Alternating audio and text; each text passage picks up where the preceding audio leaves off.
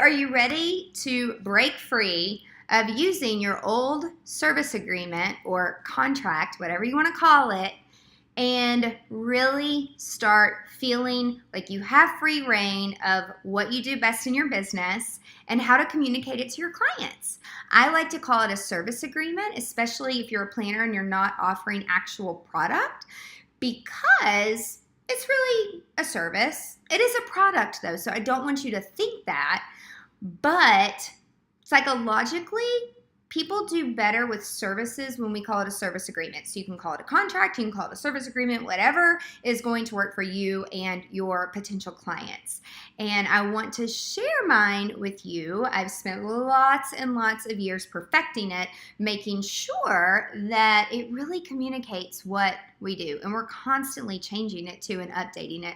In fact, we're about to update it again.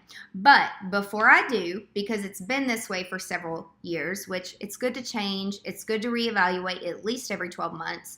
Yeah, it's been a little while since we've done ours. But before I make that change, I want to share it with you guys so that you know that if your contract or service agreement is not communicating what you need to communicate to your potential client, that you actually know how to write it, how to communicate it. Now, I will say, make sure that you do get a local attorney to look over it to make sure that your ASS is covered, okay? Because every state is different. Every country is different. Every island is different. And you really do want to cover your butt, guys, because let me tell you, I've been drugged to court, not because of me, but I've been subpoenaed to court a couple times, and it ain't fun. It's a little intimidating, but you just get up there and you're like, yes, yes, I'll tell the truth. And you just answer like yes or no questions. But it's still kind of nerve-wracking, and it's like you don't ever want to find yourself in that situation. But if you do, you want to make sure that your contract definitely covers you and your team. So I'm going to switch over and share my screen with you guys so you can see exactly what I'm explaining. I'm super visual. I'm sure you guys are too. So here we go.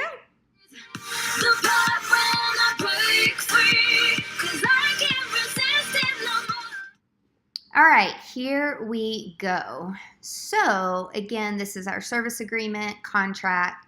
You got to do what's going to work for you and your audience and potential clients. So I want to share with you what we do and also share a few nuggets of information of things that we have learned behind the scenes. So we say professional planning and design service agreement because our clients, we now make sure that we pre-qualify them so that we are planning and designing.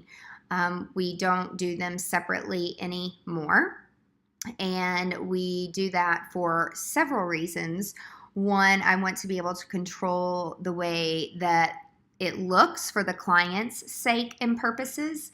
And I want to make sure that the time that my team and I are spending on events, that we actually are proud of it and the client loves it. And when you don't have control of everything, it can sometimes taint the experience of the client. So you've got your jargon up here that you got to have: the date, the client, your company, what their event date is. And some of this, I don't know if it's Tennessee specific, but I will say that if you have a bride and a groom, or two grooms or two brides, whatever, you want to make sure that both parties have their information here and they both sign it. And the reason I say that is because I one time had a bride that filed bankruptcy, and the groom had written the checks and it was in his name, and his name was not on the contract. And so when she filed bankruptcy, there was no way for us to get our money, us meaning the vendors, for our final payments. So we've changed a lot of things since then. Something that's super important, two things under services, is that this paragraph is saying that as the planner, I'm just another vendor. I'm independent. I am not employing the vendors, and this is from a liability standpoint, so that whenever you have a client that's not happy with something, or a vendor that they hire that you do not endorse nor have you worked with before, this ensures that you are safe. Also, it's just good to put in there that if something arises, such as an illness or an emergency, having a trained professional to work on your behalf is really important. These are suggested services, and we're really big on communication and doing Dropbox and Google Drive and checklist and sharing, and we don't do it any other way now. The potential client does not get a choice. Even if they don't want this, they're going to get it. It holds us accountable to making sure that we're updating things in a timely manner. And then it also holds the client accountable because they have access to everything. Again, this doesn't work for everybody. It's what works for us. After we do set up all the communication and we start to work together, meaning we've received the retainer, and meaning that we have received a signed, not signed, but electronically signed service agreement back from the software that we use, we start to facilitate meetings. And our communications director sets all this up, where we meet at the venue to discuss the floor plan, all the logistics, the decor, the flowers, the rentals, the lighting, the props, the drapes, the linens. We typically do a tasting. We go to a couple warehouses, so we call that design day, and we literally spend an entire day together. After that, it takes about a month to get all the quotes together, and we do a priority meeting, which is better known as a budget meeting. So we go over all the quotes and all the contracts, and we define top priorities and how the client wants to spend their money. And this is where we educate and guide them. And sometimes we get to the bottom and people flip out about the number. And so we have that heart-to-heart talk about RSVPs and your guest list and an A list and a B list and all that good stuff. Then there's a lot of stuff that happens in between.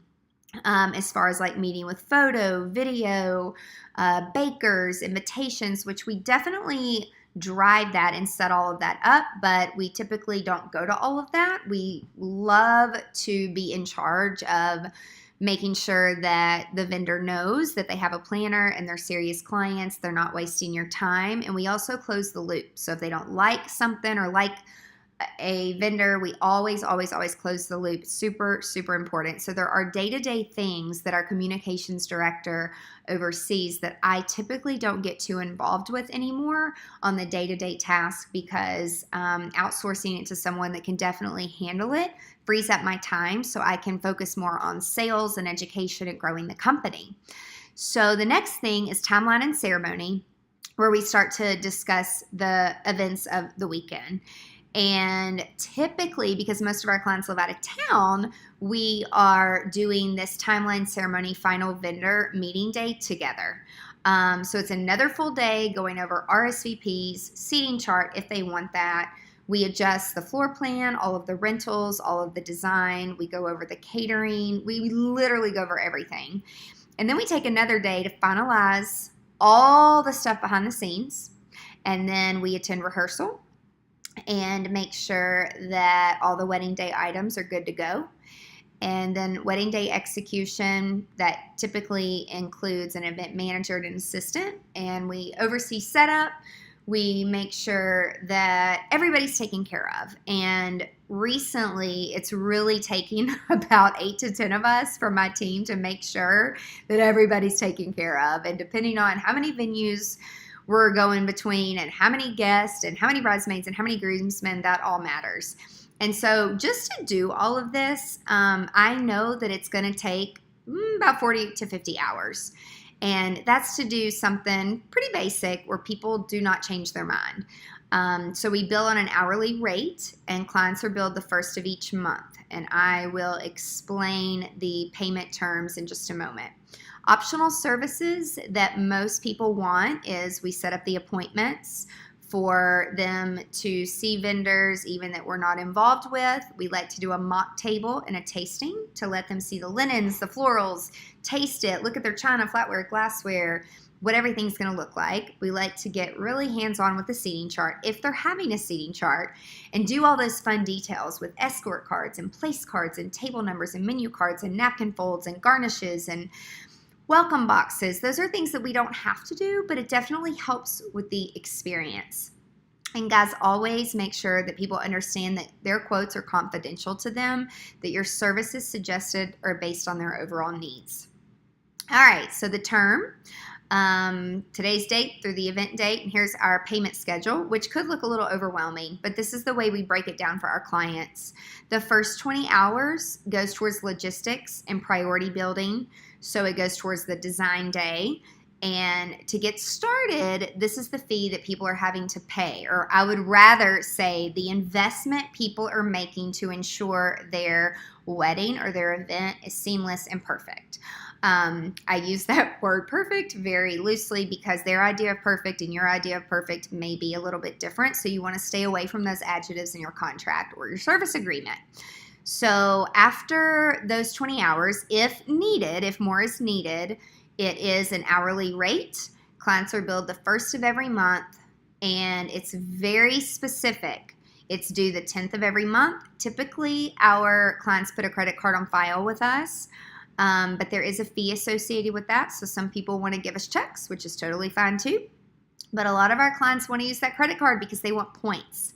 And then we have another installment of an investment of the amount right now, $3,000 towards the last 20 hours of planning, which is that final vendor meeting, us taking care of all the changes behind the scenes.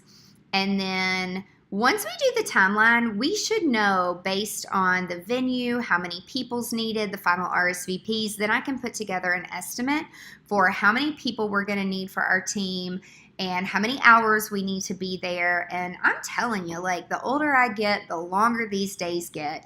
And we do charge a rate per person after myself and my right hand because I got to pay that labor. I have to pay that overhead.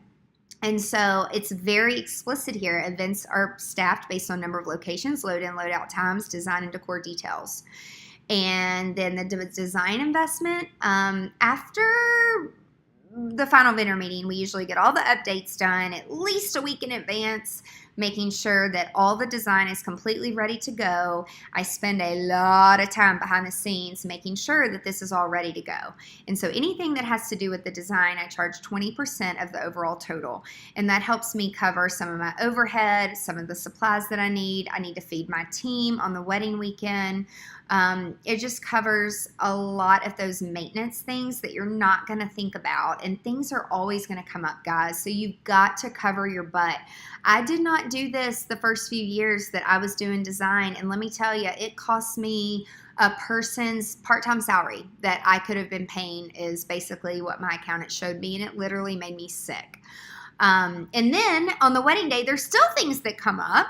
Just like this past weekend, we had about almost $300 in expenses just pop up. People got too drunk. They needed Pedialyte.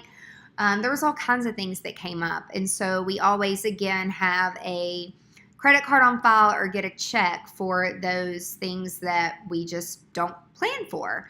Again, we prefer for clients to pay the vendors directly. We do have some clients that want to write one check, especially our corporate clients. We will be flexible with that, but from a tax time, we really need to be using a software to track all of that. And so we really prefer for all of our clients to make payments online through our system. It just makes it a lot easier from the accounting perspective. This goes into our fee. We do not like to take checks at our office because we have mail that is often lost. We all deal with challenges as a business owner, you guys. This is where all the additional details go for additional staff, holiday rates. We have to charge more for holidays if we have to clean up.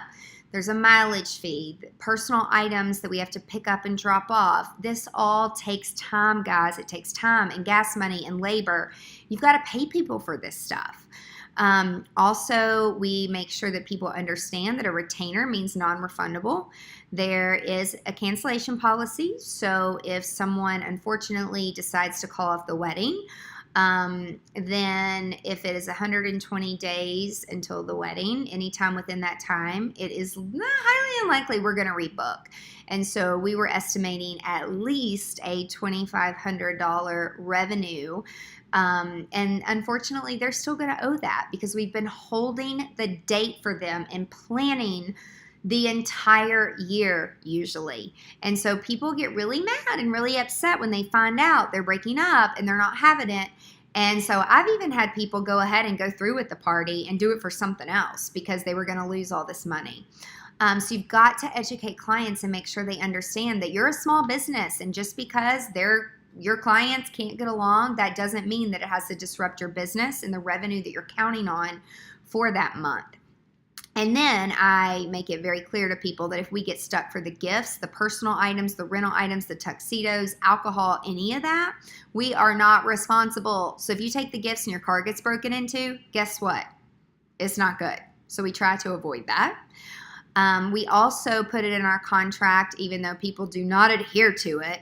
But the final RSVPs, really, they shouldn't change at 7 days out, guys. But they're still changing, usually down to the day of the event. But if we really wanted to enforce it, we could.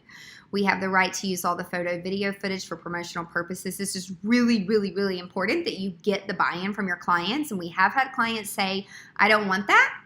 And we simply mark it out. And usually after the event, I just really want to share the decor photos. And so I wait until after the event to really make that ask because it's just not important until after it's over.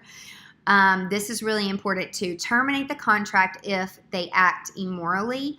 And I have had this happen a couple times where had a groom that was cheating.